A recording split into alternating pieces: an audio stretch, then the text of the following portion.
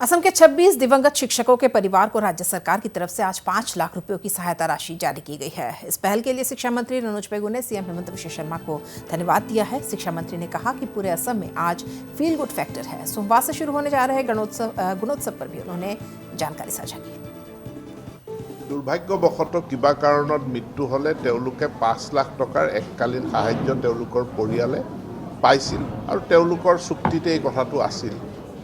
কিন্তু মাধ্যমিক শিক্ষা বিভাগৰ অধীনৰ যি অতিৰিক্ত ঠিকাভিত্তিক শিক্ষক তেওঁলোকৰ কাৰণে এনে 5 লাখ টকাৰ ব্যৱস্থা নাছিল।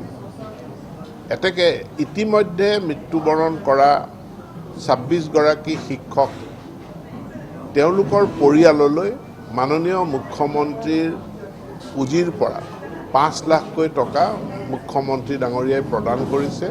আজি ফাৰ্ষ্ট ফেজত আমাৰ 62,065 সেলফ ইভালুৱেশ্যন হ'ব। 6 জানুৱাৰীত আমাৰ সেলফ ইভালুৱেশ্যন হ'ব। এক্সটাৰ্নেল ইভালুৱেশ্যন 7 তাৰিখৰ পৰা 9 তাৰিখ হ'ব। আৰু ফাৰ্ষ্ট ফেজত যিখিনি জিলা আছে সেইখিনি হ'ল বৰপেটা, বজালী, শ্ৰীভূমি, কামৰূপ, কাৰ্বি আংলং, কোকৰাঝাৰ, লখিমপুৰ, নগাঁও, শিৱসাগৰ, চাউথ চালমাৰা, মানকাছাৰ, ওদালগুৰি। মই নিজে 7 তাৰিখৰ দিনা লখিমপুৰত, 8 তাৰিখৰ দিনা শিৱসাগৰত আৰু 9 তাৰিখৰ দিনা কামৰূপ জিলাত মই নিজে বিদ্যালয় পৰিদৰ্শন কৰিম। আৰু মই বাকী সকলোকে আহ্বান জনাইছোঁ, চিফ ছেক্ৰেটাৰীৰ পৰা আৰম্ভ কৰি অসম চৰকাৰ